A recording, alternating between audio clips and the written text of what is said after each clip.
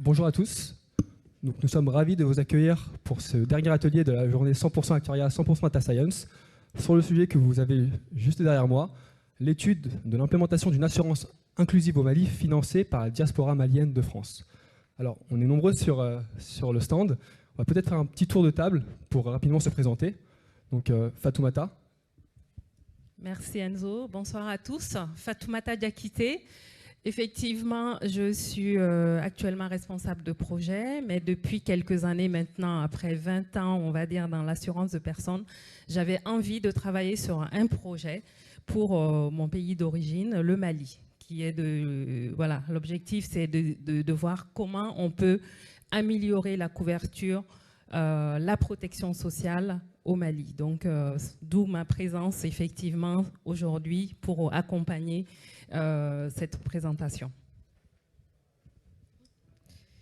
Bonsoir à toutes et à tous. Je m'appelle Renata Delers. Je suis membre de l'Institut des actuaires en Belgique. Je suis heureuse de contribuer à ce groupe en tant que mentor. Maintenant, je suis à peu près 30 ans actif en Afrique et depuis une quinzaine d'années uniquement en assurance inclusive.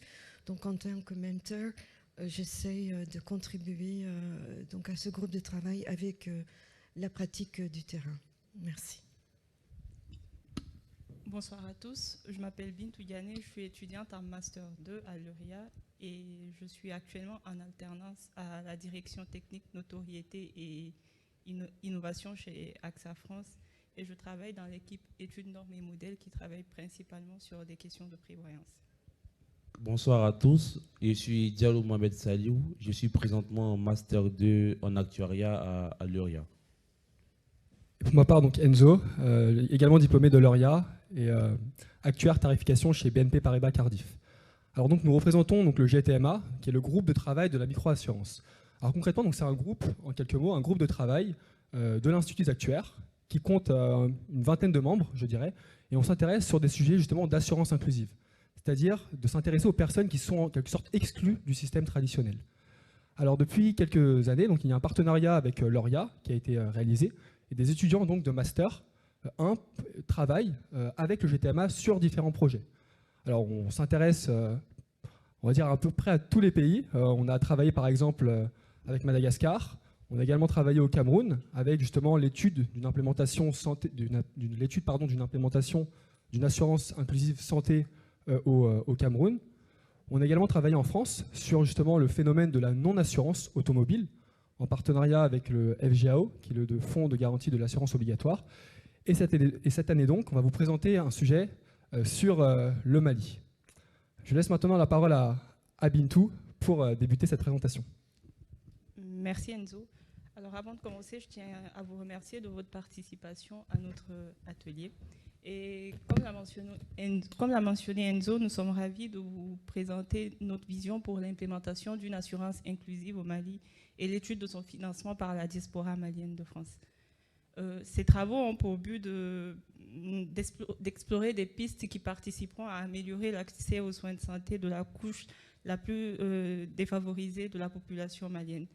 Et pour spoiler un peu, l'étude concerne les travailleurs du système informel tels que les vendeurs de rue, comme vous le voyez sur l'image.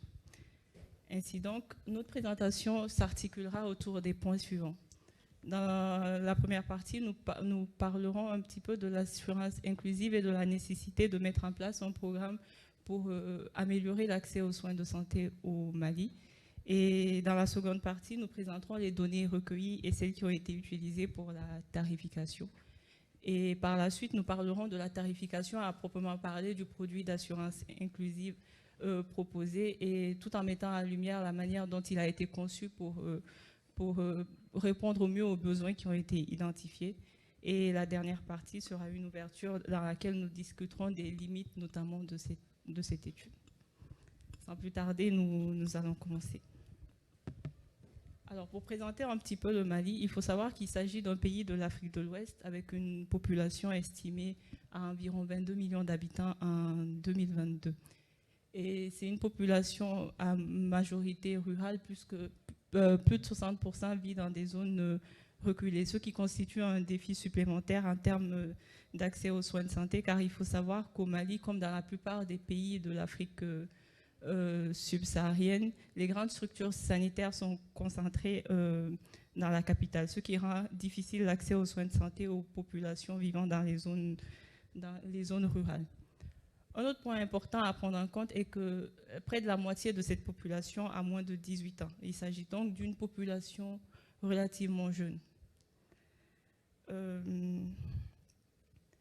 En fait, en termes économiques, il faut savoir que selon la Banque mondiale, le Mali compte parmi les pays les plus pauvres du monde avec un PIB par habitant estimé à seulement 798 € par an en 2021, là où la moyenne mondiale se situe aux alentours de 15 000 € par an. Cette situation économique difficile impose donc la mise en place de programmes adaptés pour faciliter l'accès aux soins de santé de la population malienne.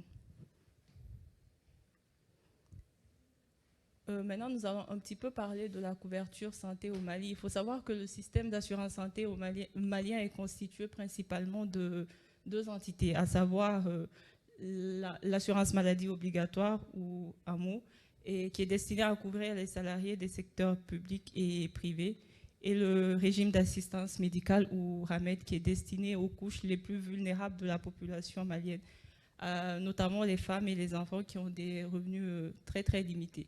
Schématiquement, l'AMO serait un petit peu l'équivalent de l'assurance maladie en France, tandis que le RAMED serait l'équivalent de la CMU. Un autre point important à souligner est que ces deux entités sont financées par des subventions gouvernementales, et leur mise en place a eu un impact positif dans l'accès aux soins de santé de certains Maliens.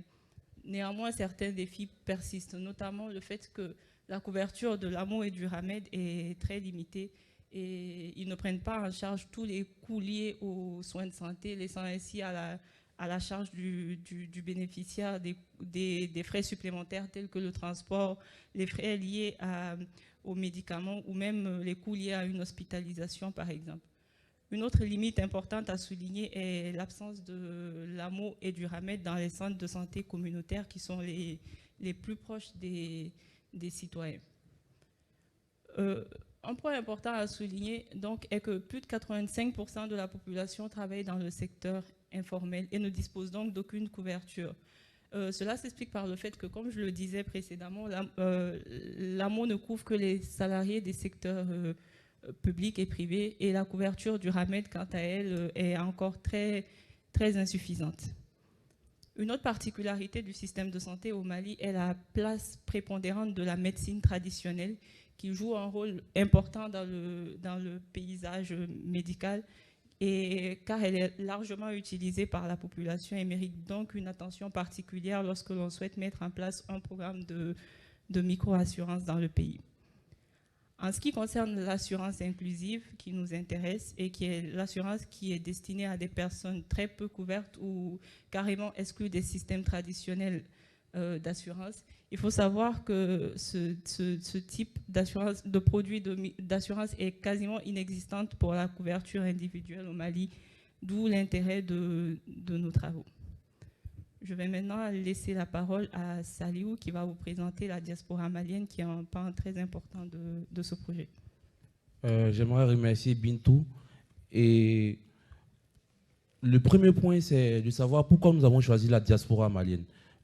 Déjà, il faut noter que la diaspora malienne est l'une des diasporas les plus importantes de l'Afrique de l'Ouest, avec environ 180 000 ressortissants maliens vivant en France. En effet, parmi ces 180 000 ressortissants, nous avons des ressortissants de première génération qui sont réellement attachés au Mali et qui participent activement au développement économique de ce pays-là. Et cette participation au développement se matérialise par les transferts de fonds qui représentent environ 5% du PIB. Et ces fonds sont généralement destinés à des soins de secours ou à des soins liés à la vie quotidienne. Pourquoi nous avons choisi la diaspora malienne? il est important de dire que nous n'avons pas de données réelles en France ici sur la diaspora malienne. Donc, afin de mieux étudier la diaspora malienne et de savoir si elle est en mesure de financer ce projet ou si elle adhère au projet, nous avons décidé de mettre en place un sondage. Et ce sondage nous permettait de voir la capacité de financement de notre produit et la réceptivité de la diaspora malienne. En effet, lorsque nous avons mis en place ce sondage-là, nous avons effectué plusieurs étapes. La première étape, nous avons transféré ce sondage-là en ligne via les réseaux sociaux Facebook, Twitter, aux différentes communautés de la diaspora malienne qui existent. Et malheureusement, nous n'avons pas eu de retour vraiment favorable parce que, comme je l'ai cité précédemment, les ressortissants qui sont le plus rattachés au Mali sont les ressortissants de la première génération. Et cela pourrait s'expliquer par le fait que ce sont des personnes qui n'utilisent pas beaucoup les réseaux sociaux. En deuxième lieu, nous sommes rendus à l'ambassade du Mali, à Bagnolet, où nous avons pu interviewer certains ressortissants. Mais il y avait un problème qui se posait. Lorsqu'on posait des questions sur les ressources financières des interviewés, ils avaient du mal à répondre à ces questions-là, malgré l'anonymisation du questionnaire. Donc, en dernier lieu, nous avons décidé de déléguer des étudiants dans les différents foyers maliens qui ont pu récolter des données. Et à la fin de notre enquête, nous avons eu 116 individus qui ont répondu à notre questionnaire. Et parmi ces 116 individus, nous avions 37% de femmes et 63% d'hommes. Et il est important de noter que la plupart des personnes qui ont répondu au questionnaire étaient des employés. Et en second lieu, nous avions des étudiants, des ouvriers, etc. Là, maintenant, nous allons passer à la capacité de financement de la diaspora malienne. En effet, lors des différents échanges, lors des différentes interviews avec la diaspora malienne, nous avons remarqué qu'ils étaient réellement intéressés par le projet parce qu'après les différentes interviews, ils demandaient des numéros au cas où il y a des suites et tout. Donc, cet intéressement se matérialise par un fort taux de réceptivité. Ici, nous avons 83% des sondés qui étaient réellement réceptifs au projet. Et aussi, il peut se matérialiser aussi par la capacité de financement qui représente environ 21 € par mois. C'est-à-dire qu'ils sont prêts à miser réellement une forte somme, si on peut le dire ainsi, pour la mise en place de notre projet. Pour ce qui est des garanties, ici nous avions une complétude de garanties souhaitées par la diaspora malienne. Nous avions les frais pharmaceutiques, les consultations, l'hospitalisation, etc. Mais dans le cadre de notre étude, comme Bintou l'a si bien signifié, nous nous intéressons aux travailleurs du secteur informel. Et nous savons que ces personnes-là se rendent à l'hôpital généralement en cas de force majeure. Généralement, s'ils sont malades, si la médecine traditionnelle ou l'automédication n'a pas marché, c'est là qu'ils se rendent généralement à l'hôpital. C'est dans cette optique-là que nous avons décidé de mettre en place un produit de type cash benefit qui va prendre en compte l'hospitalisation et l'hospitalisation suite à soit à l'accouchement ou suite à une maladie ou suite à un accident. Ici, je vais vous donner un peu un exemple. Par exemple, le personnage que Bintou a présenté au début de la slide qui travaille dans le secteur informel. Nous prenons un exemple. Si, par exemple, il est atteint du paludisme et il décide de se rendre à l'hôpital pour se faire soigner, comment est-ce que notre produit va l'indemniser? Ici, imaginons qu'il a fait 3 jours d'hospitalisation à l'hôpital. Nous, notre produit, nous allons lui verser un montant forfaitaire, une indemnisation forfaitaire journalière. C'est-à-dire, pendant les 3 jours, nous allons lui verser un montant. Et ce montant-là est indépendant des soins de santé. Mais ce montant-là prend en compte le transport. Ça prend en compte aussi, ça peut prendre en compte quelques soins de santé. En fait, le montant est généralement destiné pour combler l'inactivité du travail du secteur informel. même si le montant est supérieur ou inférieur, ce montant pourra l'aider à subvenir à ses besoins. Et là, je vais laisser la parole à Enzo qui va nous présenter un peu les données utilisées. Merci Mohamed Saliou. Alors maintenant, on va passer à la partie des données qui ont permis justement de tarifer ce produit de type Hospital Cash Benefit. Alors, sans mystère, lorsqu'on tente, en tout cas, ou lorsqu'on a l'aspiration de lancer un produit d'assurance, au départ, on n'a pas de données. Alors l'idée est en quelque sorte d'aller à la pêche aux données pendant une période très longue. Et donc la première source de données qui a été utilisée, comme l'ont présenté Bintou et Mohamed Saliou, c'était le sondage auprès de la diaspora malienne de France, qui a permis d'identifier l'intérêt et surtout la capacité de financement de cette diaspora. Alors la deuxième source, on s'est intéressé à des rapports. Donc l'idée est en quelque sorte d'éplucher les publications, les rapports qui ont été effectués sur le terrain pour avoir des chiffres sur vraiment le domaine sanitaire au Mali. Donc on s'est intéressé particulièrement à un rapport, donc c'est le rapport SIH, des systèmes d'information des hôpitaux. Donc c'est un rapport qui a été publié en 2021 et qui relate on va dire, l'activité des hôpitaux sur l'année 2020. Et concrètement, ce rapport il dresse l'activité et la gestion des hôpitaux au Mali. Donc on avait le détail sur les fréquences dans les hôpitaux, pour le type d'hospitalisation, donc ça peut être lié au VIH, au paludisme ou bien à une anémie, donc une baisse de l'hémoglobine dans le sang. Et c'était aussi intéressant puisqu'on avait le détail sur des prestations. Par exemple, un accouchement, il peut être de 3 types. Il peut être simple, compliqué, ou bien on peut avoir une césarienne. Et les coûts, en fait, sont également différents. Donc il faut vraiment prendre en compte l'ensemble de ces spécificités au niveau des actes. Alors le rapport, il était assez exhaustif, donc il présentait ces chiffres pour différents hôpitaux de Bamako, sur différents hôpitaux du Mali. Et donc on a décidé de se limiter à Bamako pour 2 raisons. C'est que généralement, dans le processus de micro-assurance, on essaie de cibler une population avant de l'étendre au reste du pays, et surtout parce que Bamako était surreprésenté dans les hôpitaux. On avait des villes comme Kati ou Kayes qui étaient représentées, mais la plupart des hôpitaux provenaient de Bamako, donc on a choisi la capitale malienne pour cette étude-là. Alors, également un point important sur la qualité des données. Donc parfois, l'ensemble des hôpitaux n'avait pas forcément la même qualité. On avait des hôpitaux, selon le rapport, qui avaient des données de moins bonne qualité, en termes de ce qu'ils nommaient complétude et promptitude. Donc la complétude, donc la qualité, et la promptitude, la vitesse de remontée des données. Par exemple, on peut avoir des actes qui ne sont pas forcément remontés à temps, et donc ça peut créer des décalages aussi en termes de données. Alors pour citer les bons élèves, on avait l'hôpital du Mali et le centre Gabriel Touré, qui était plutôt de bons élèves, et le CHU Point G avait des données de moins bonne qualité. Alors en termes de sources pour les coûts, donc on s'est intéressé aux coûts conventionnés par la Caisse nationale d'assurance maladie du Mali, donc la CANAM, pour avoir les différents prix des actes.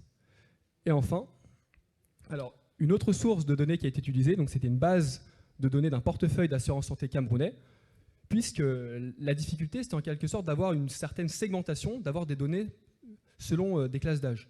Et pour le Mali, on ne les avait pas forcément, donc on s'est intéressé dans ce cas à un autre pays de la zone CIMA, qui est le Cameroun, pour avoir un tarif segmenté par classe d'âge. Je laisse maintenant la parole à Bintou pour les hypothèses de tarification. Merci Enzo. En ce qui concerne la tarification du produit de microassurance, nous avons utilisé une méthode basée sur l'approche fréquence-sévérité. Comme son nom l'indique, cette approche se base sur 2 aspects majeurs, à savoir la fréquence et la sévérité des sinistres. La fréquence représente le nombre de sinistres par unité d'exposition et la sévérité, quant à elle, quantifie le coût moyen du sinistre. Ainsi donc, en utilisant cette méthode, nous pouvons estimer les coûts futurs du sinistre en multipliant l'espérance de la fréquence espérée de chaque sinistre par sa sévérité. Afin de garantir une tarification plus exacte du produit de microassurance proposé, nous avons ajusté l'exposition de plusieurs facteurs. Dans un premier temps, comme l'a dit Enzo, nous avons restreint notre périmètre à Bamako. Donc, nous partons de la population totale de Bamako comme étant celle exposée. Mais il faut savoir que de cette population totale, tout le monde ne se fait pas soigner forcément dans les hôpitaux que avec lesquels nous avons déterminé le nombre d'hospitalisations. D'une part, il y a des personnes qui, par exemple, ont les moyens de se faire soigner ailleurs qu'à l'hôpital public, qui se font soigner, par exemple, en clinique privée. Et du coup, de notre exposition, nous avons exclu ceux qui sont susceptibles de se faire soigner en clinique privée plutôt qu'à l'hôpital public. Et dans la même optique, comme on l'a évoqué plus tôt, la médecine traditionnelle joue un rôle prépondérant dans le paysage médical au Mali et donc est largement utilisée par les habitants. Nous avons donc retiré de l'exposition également les personnes susceptibles de se faire soigner par la médecine traditionnelle plutôt que d'aller à l'hôpital public. Un autre point important lors du calcul de cette exposition a été d'exclure les mineurs. En effet, nous avons constaté que pour cette tranche d'âge de la population, les fréquences d'hospitalisation étaient relativement élevées. Et donc, pour éviter d'augmenter la prime de microassurance, nous avons décidé de les retirer, car il faut savoir qu'en microassurance, les plafonds dans la zone CIMA, les primes sont plafonnées. Et donc, garder les mineurs risquerait d'augmenter notre prime qui, dans ce cas, sortirait du cadre de la microassurance. Le coût du séjour, quant à lui, il est défini comme étant le produit de la durée moyenne de séjour par un coût spécifique, par un coût fixe auquel nous ajoutons un coût spécifique lié à la prestation elle-même. Et le coût fixe, quant à lui, est constitué par exemple des frais liés au transport, à la fourniture de draps ou même du repas, qui dans le cas du Mali reste encore à la charge du patient et constitue une charge supplémentaire.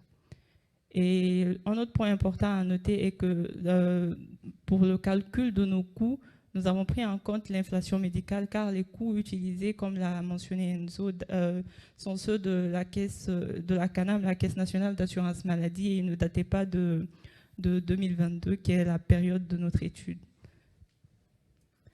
Au terme de tous ces retraitements, du coup, nous obtenons des montants d'indemnisation journaliers fixés à 10 847 francs CFA pour un accouchement et 20 129 francs CFA pour une hospitalisation.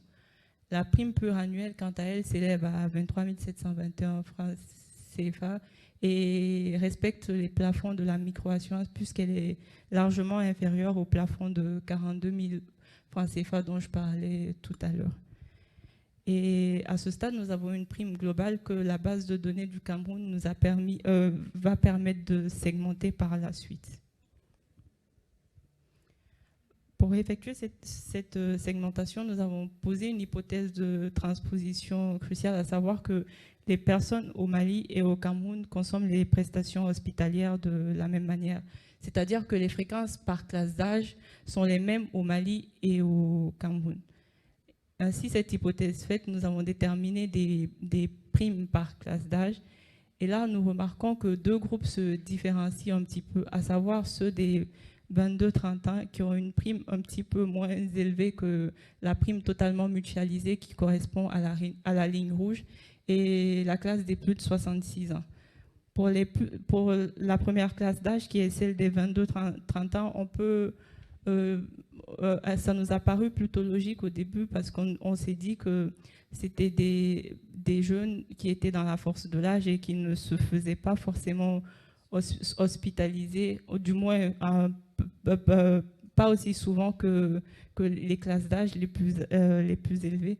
Et du coup, pour cette raison, celle des 66 ans paraît un peu plus suspecte, on va dire. Et on pourrait expliquer par le fait que le portefeuille qu'on a utilisé pour faire cette segmentation est un portefeuille d'assurance classique et contient donc des informations pour des employés. Et l'âge de départ à la retraite au Cameroun est fixé à 62 ans.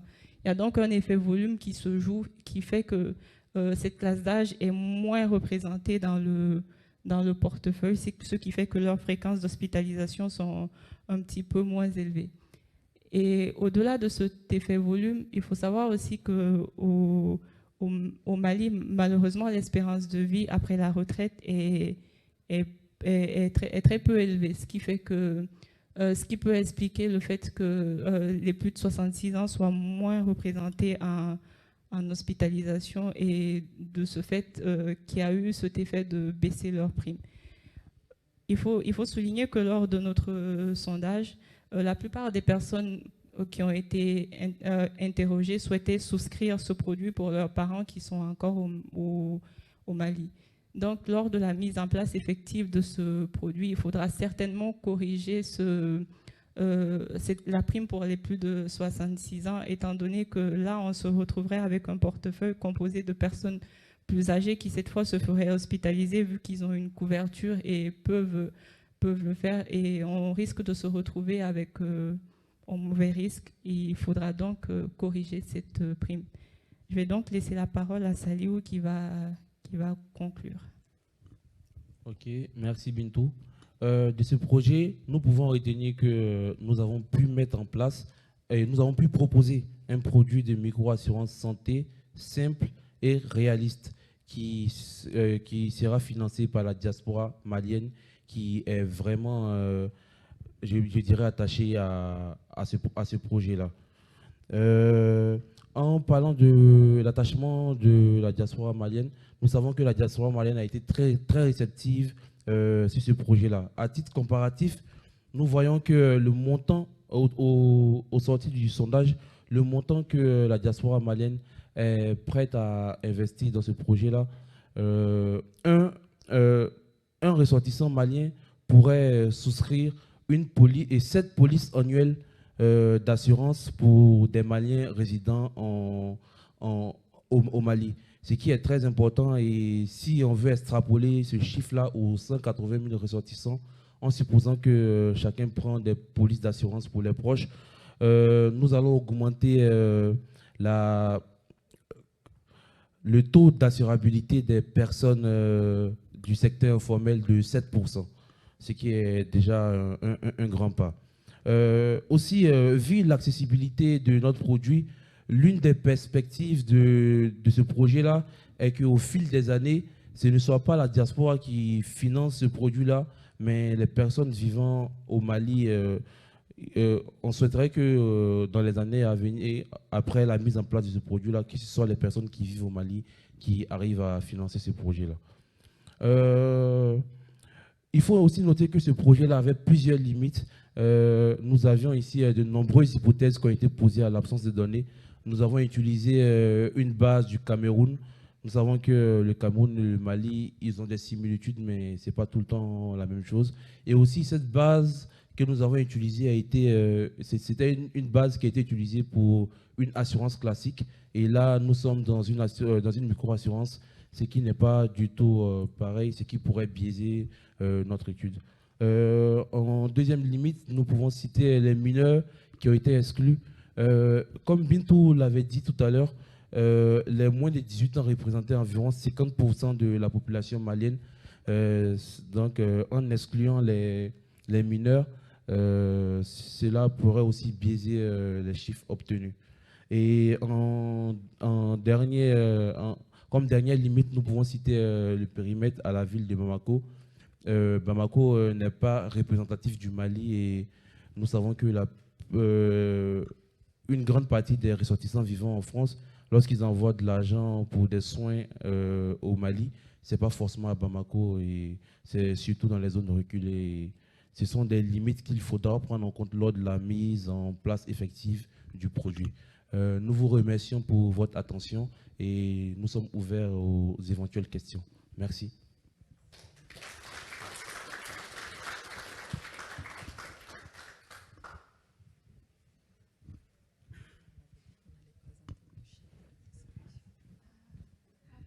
Pour cette présentation. Vous disiez que vous avez sorti de l'exposition les personnes susceptibles de fréquenter des cliniques privées ou de la médecine traditionnelle. Comment vous avez identifié ces personnes ou les groupes de personnes?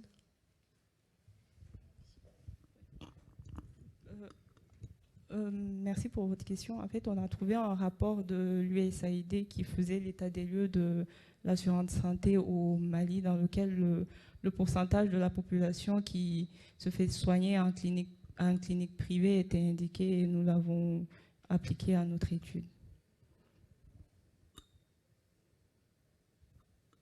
En fait, ce qu'il faut savoir, c'est qu'il y a pas mal d'enquêtes, d'études sur le terrain qui aujourd'hui montrent que, et si vous connaissez aussi l'Afrique, on va d'abord se soigner de façon traditionnelle, dans un premier temps, et puis ensuite, si c'est plus grave, et s'il n'y a pas de solution traditionnelle, on va aller dans les hôpitaux. Ça reste une réalité.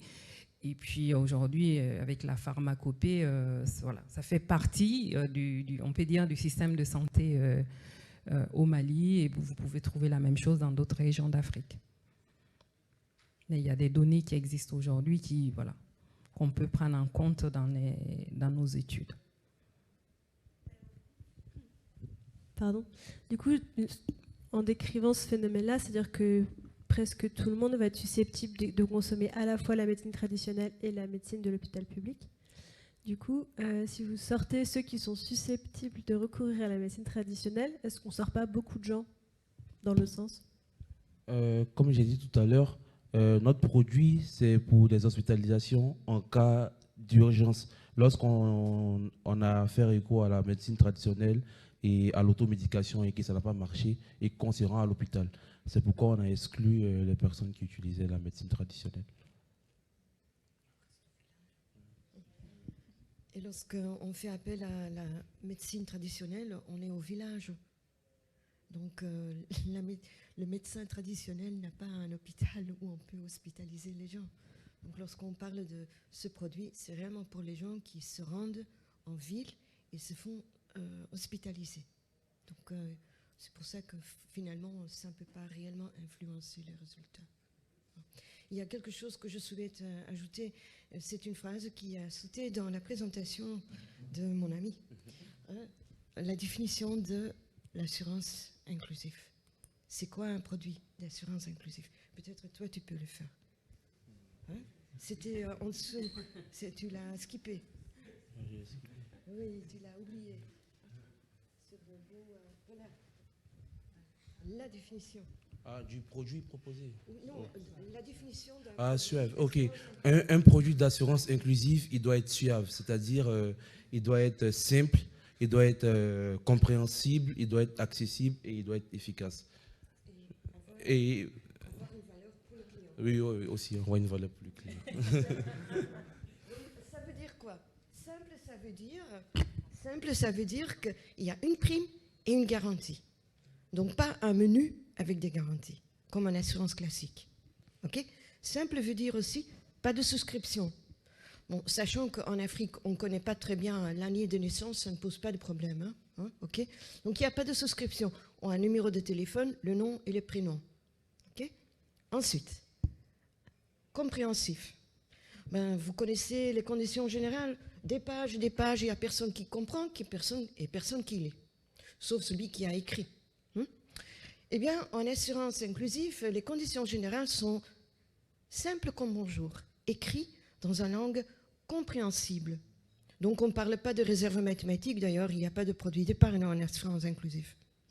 Et souvent, en Afrique, comme vous savez, qui est de Cameroun? Il n'y a pas de Camerounais. Ok. Bon. Moi, je suis togolaise, même si vous ne le voyez pas, mais au Togo, oui, je suis togolaise. Mais au Togo, il y a la langue officielle, le français. Mais qui parle le français? Uniquement ceux qui ont étudié, très peu. Donc, il y a beaucoup de langues vernaculaires. Donc, en assurance inclusive, on permet que l'assureur a des conditions générales limitées, une demi-page, en langue vernaculaire, donc en Ewe ou en Mina, par exemple. Okay? Donc, ça veut dire compréhensif. Accessible. OK.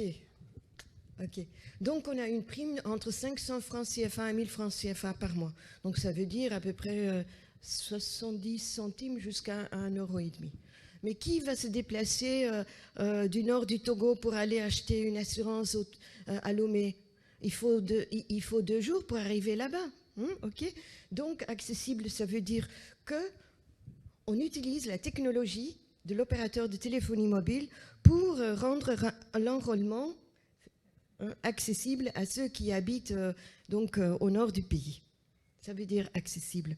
Il y a aussi A pour abordable, c'est-à-dire les primes doivent refléter le pouvoir d'achat de ces gens. Et on ne va pas présenter une prime de 2000 francs si la personne ne peut que payer 500 francs par mois.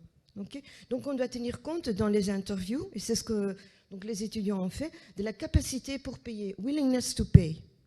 On ne va pas proposer une Porsche Cayenne si quelqu'un n'a que besoin d'une trottinette, n'est-ce pas? Okay. Donc ça veut dire donc A, abordable. Ensuite, valeur. Alors là, ça veut dire quoi?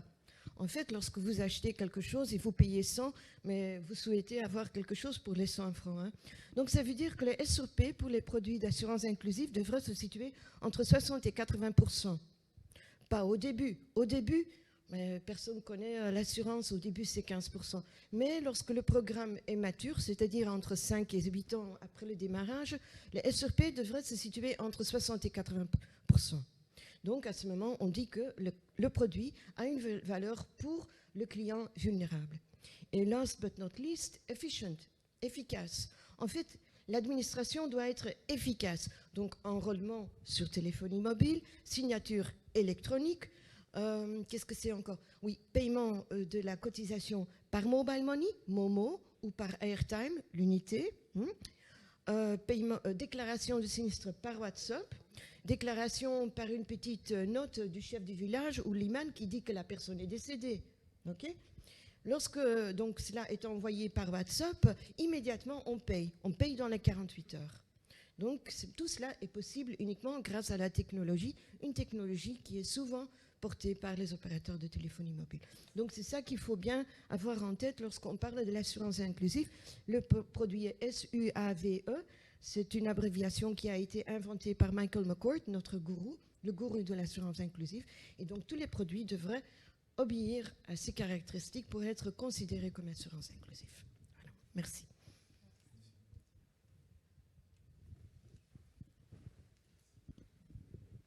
Bonjour, merci de cette présentation que j'ai suivie avec intérêt. J'ai eu la chance au début de participer au GT Microassurance, donc j'ai connaissance un peu de ce sujet, du début du sujet, parce que je n'ai pas pu continuer dans le groupe. Néanmoins, je voulais juste voir avec vous, parce que il y avait des questions, je me rappelais en suspens qui restaient, à savoir le financement de cette... en termes qui porte le risque. Ça veut dire le risque, il est porté, est-ce que ça sera porté par un assureur local et toutes ces problématiques aussi, je me permets de dire tout ce qui est blanchiment d'argent, terrorisme qui est au Mali, est-ce que comment en fait ces problématiques éventuellement seront gérées? Merci. Très bonne question.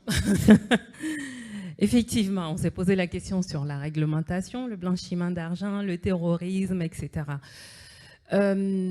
Le dispositif qu'on a imaginé, je vais essayer de présenter le dispositif, après je vous dirai qui porte le risque et comment on essaiera en tout cas d'éliminer le blanchiment. Ce qu'il faut savoir, comment on a imaginé, le point de départ, c'est le membre de la diaspora. Il envoie de l'argent, comme vous le savez aujourd'hui, via les prestataires Western Union, MoneyGram, etc., aux personnes qui résident au Mali. Donc, l'envoi est destiné à la personne au Mali. Les fonds passent par un Western Union qui respecte la réglementation française en France, transféré à un Western Union qui va respecter la réglementation de la zone CIMA au Mali. Voilà. Et ce prestataire, c'est lui qui va être en contact avec, on va dire, le receveur de l'argent. Ensuite, la personne reçoit le fonds et sur place, voilà, c'est sur place, il y aura ce qu'on appelle des agents de micro-assurance qui permettra à cette personne-là de souscrire directement le produit dans ces agences de Western Union ou de MoneyGram. Donc, c'est vraiment comme ça que ça se passe déjà aujourd'hui dans certains pays africains. Donc, ça c'est donc la personne va souscrire son contrat, fait son choix, et ensuite, en cas de maladie, en cas d'hospitalisation. Elle va d'abord payer sa prime périodiquement via le téléphonie mobile. Donc, les icônes téléphone signifient, voilà, toutes les transactions vont se passer avec le téléphone mobile parce que c'est de la dématérialisation, on a des opérateurs téléphoniques parce que c'est le numéro de téléphone qui va servir de change un peu aux différents acteurs. Donc, paiement de la prime via le téléphone mobile, paiement de l'indemnité forfaitaire aussi en cas d'hospitalisation, tout se passe par le téléphone mobile. Et qui gère le téléphone mobile? Ça, c'est un des prestataires, on peut dire un des acteurs clés aujourd'hui de l'assurance inclusive. C'est ce qu'on appelle des prestataires de services techniques. Autrement dit, ce sont souvent des insurtech, des Mocrans. Il y a Bima, Ayo. Bima, Ayo. Inclusivity Solutions. Voilà.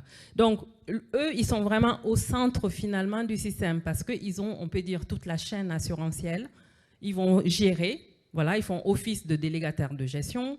Ils gèrent tout, voilà, la souscription, les cotisations, l'indemnisation. Donc, ils ont une convention de délégation de gestion avec l'organisme agréé à micro-assurance. Donc, effectivement, on va avoir un organisme, on va avoir un assureur qui doit avoir un agrément de micro-assurance dans la zone CIMA.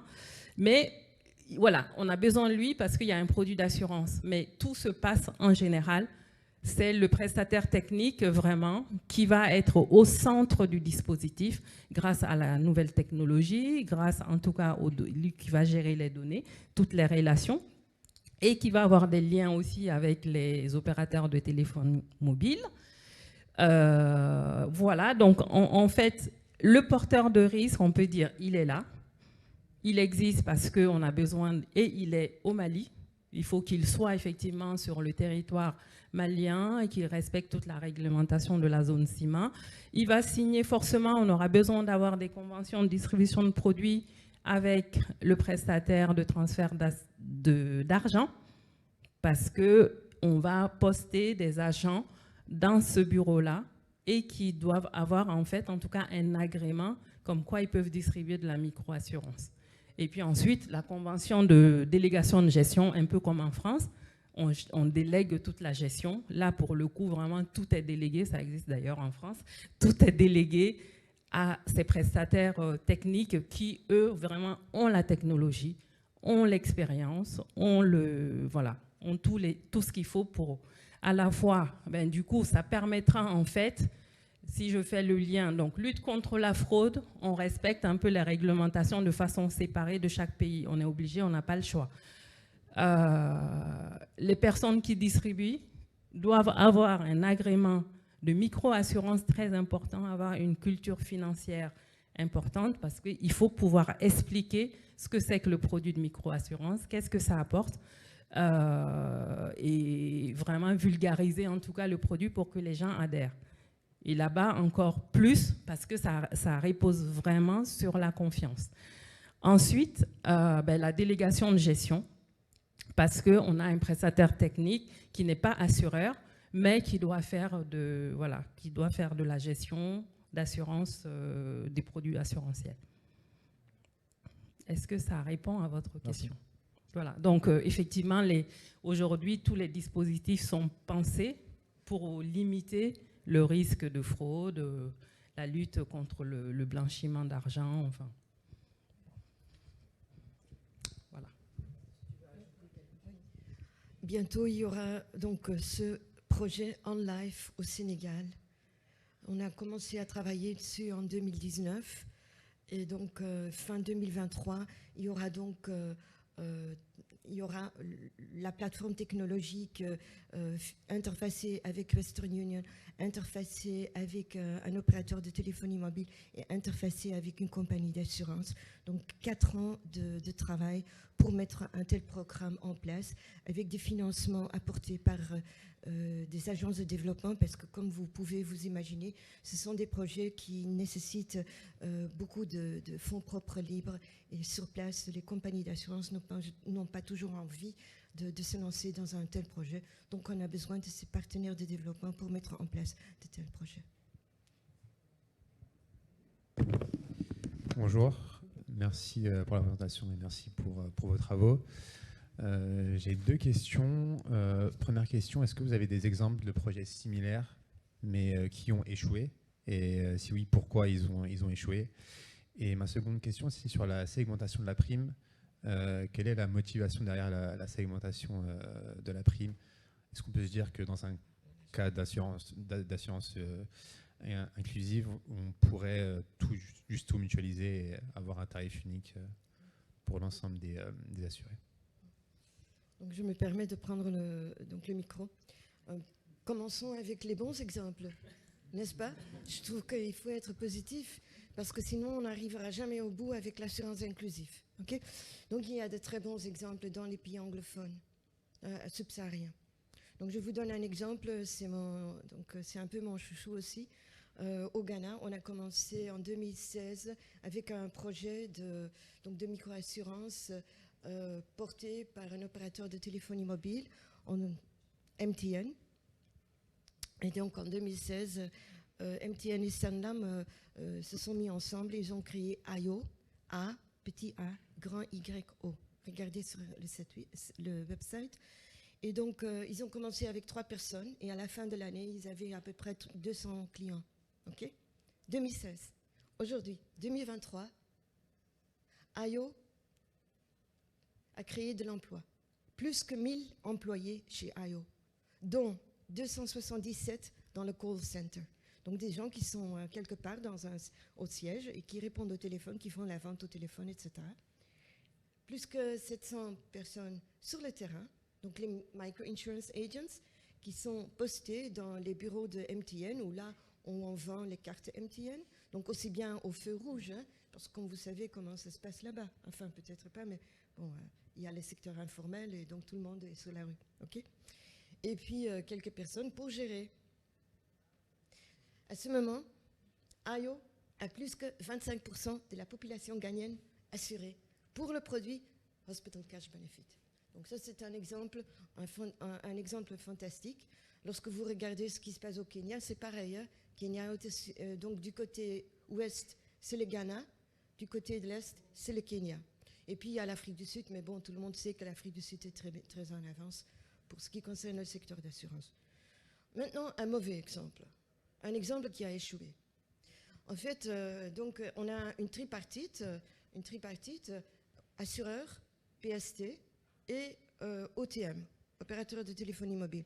Mais de temps en temps, ça ne fait pas bon mariage. Ils se disputent. Et donc, en Zimbabwe, il y a eu un scandale avec un PST, Micro-Insured, qui ne s'entendait plus avec la compagnie d'assurance. Et du jour au lendemain, donc le tripartite est tombé à l'eau. Donc vous pouvez trouver ça aussi dans la littérature sur l'assurance mobile. Parce que ça a un peu bouleversé ce monde de l'assurance inclusive. C'était, je pense, en 2014. Donc ça, c'est un mauvais exemple parce que du jour au lendemain, tous ces assurés, il y en avait plusieurs millions, se trouvaient sans assurance. Et en plus, ils ont oublié d'informer les clients. Et cela tâche la réputation des compagnies d'assurance qui ont déjà une très mauvaise réputation, comme vous le savez, parce que les assureurs ne payent jamais. En Afrique subsaharienne, je veux dire. Okay. Donc ça, c'est un mauvais exemple. Okay. Je peux en donner d'autres, hein, parce qu'il y en a plein. Pourquoi? Parce que ce sont des projets qui demandent énormément de fonds propres. Et donc, les compagnies d'assurance ne voient souvent pas plus long que le bout de leur nez. Donc, s'ils ne voient pas de résultats après 2 ans, ils disent on ferme la boutique. Okay? Il y a plein d'exemples comme ça. Maintenant, en ce qui concerne la prime. Donc, vous avez bien compris, la prime est fixe, nivelée. On ne fait même pas de distinction entre un bébé, enfin non, l'enfant doit avoir au moins 1 an. Hein? Et les personnes âgées. Okay? Donc, en théorie, oui, on va faire un peu de segmentation, mais en pratique, donc, il y a une prime et une couverture, et on s'en fiche un peu de l'âge. Il y a aussi une autre raison. Donc, en Afrique, on ne connaît pas toujours l'année de naissance. Et dans certains pays, il faut ajouter 4 ans, ou dans d'autres pays 7 ans pour connaître donc l'âge réel. Donc c'est aussi une des raisons que finalement on ne s'intéresse pas trop à l'âge. Okay. Merci.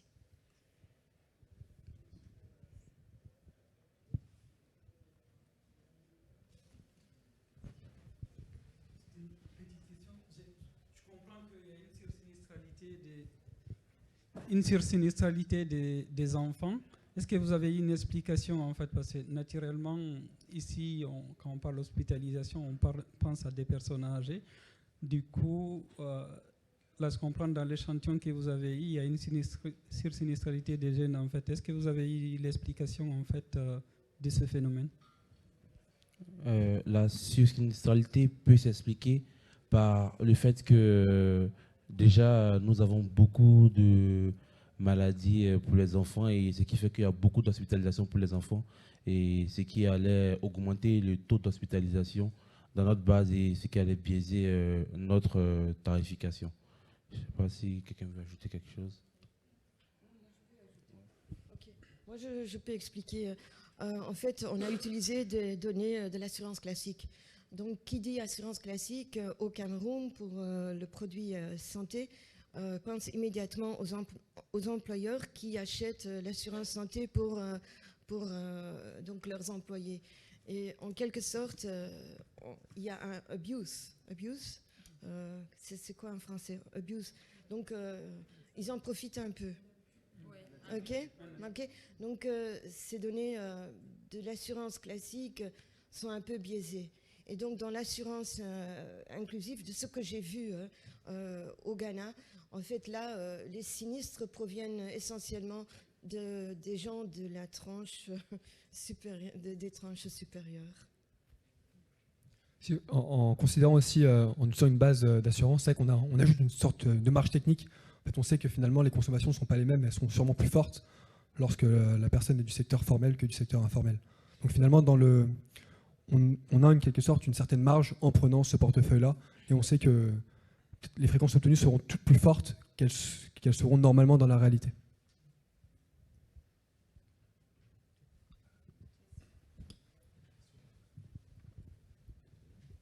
Merci beaucoup pour votre présentation, c'est très inspirant, je dirais.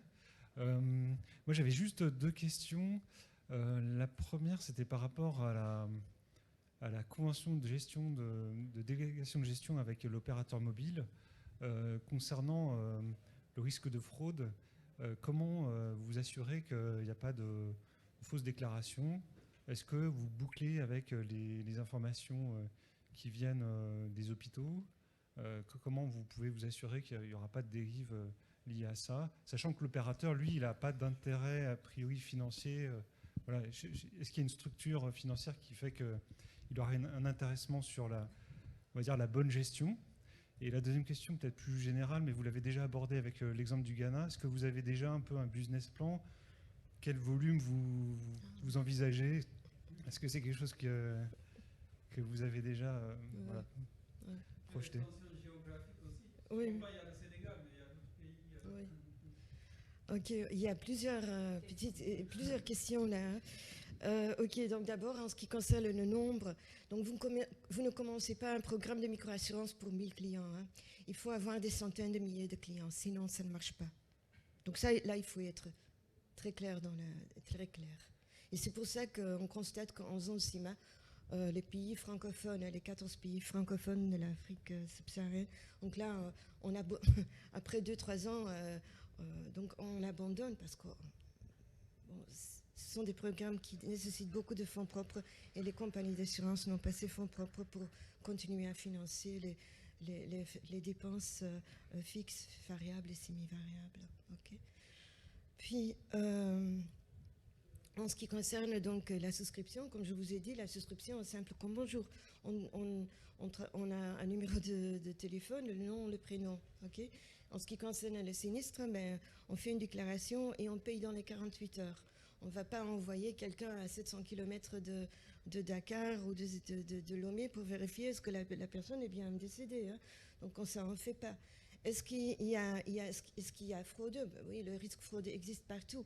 Mais ces gens, on a quand même constaté dans les pays où ça marche, donc les pays anglophones, qu'il y a beaucoup moins de fraude que avec les grands clients, hein, parce que c'est là où il y a le fraudeur, pas pour les petits. Okay. Et donc, comment est-ce qu'on constate, comment est-ce qu'on fait le monitoring, surveillance, mais on fait le monitoring après 6 mois ou 12 mois. Et donc là, vous êtes mieux placé que moi parce que donc ça je n'appartiens pas à votre génération d'actuaires. Donc là, vous utilisez des méthodes et d'algorithmes d'intelligence artificielle pour détecter des tendances de fraude ou d'antisélection. Et donc ça se fait déjà notamment donc par IO.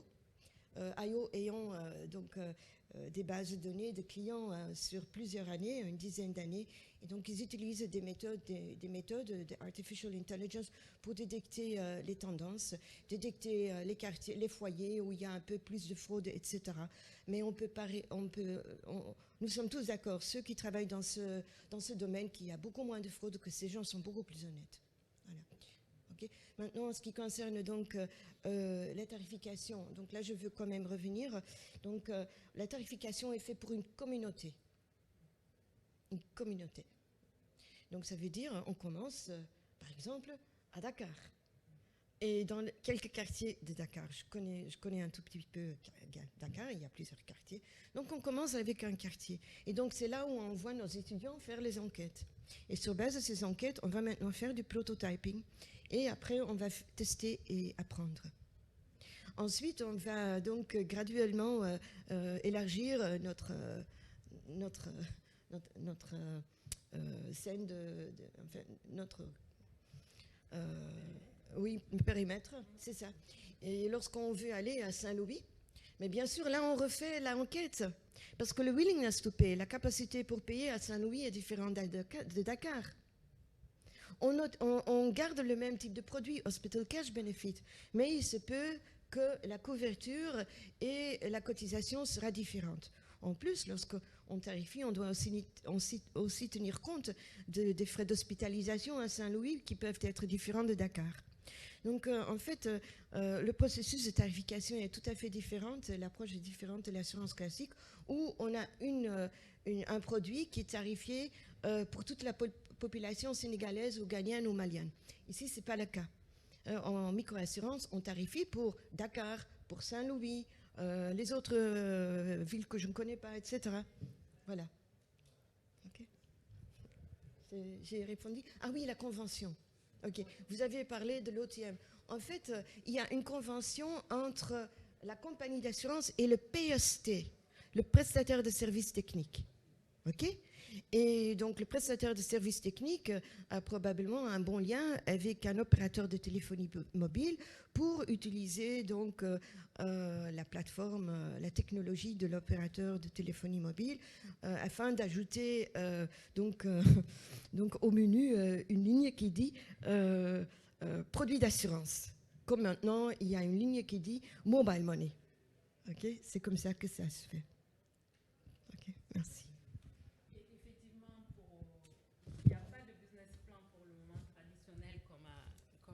Comme en assurance, mais il y a des prochaines étapes. Les prochaines étapes, comme Renata l'a dit, il faut qu'on étudie sur le terrain une population, qu'on évalue la capacité, ce qu'on a fait, ce qui sort de l'étude, est-ce que ça correspond à la capacité sur le terrain. Donc oui, dans un premier temps, on va faire du test sur d'abord Bamako, ensuite on étendra, l'objectif c'est d'étendre petit à petit à tout le Mali et pourquoi pas à toute la sous-région. Mais l'ambition, oui. L'objectif dans un premier temps, c'est de faire effectivement cette enquête, de trouver des partenaires parce que vous avez entendu, c'est un investissement très très lourd. Donc faut qu'on trouve des partenaires qui soient intéressés pour accompagner le projet sur le terrain, qu'on ne s'arrête pas à juste un test et qu'on se projette au-delà de 2 ans, au-delà, pourquoi pas, 3 ans. Et à partir de là, en tout cas, l'ambition est réelle, elle est là. Et puis, moi, je remercie beaucoup le groupe GTMA qui a accepté d'étudier ce projet parce que ça a mis, ce que j'ai toujours dit, ça a mis vraiment un point un visage assurantiel sur ce projet-là. J'y crois. Et puis j'espère que voilà, on pourra un jour comparer avec, pourquoi pas avec le Ghana ou un autre pays. Merci à tous.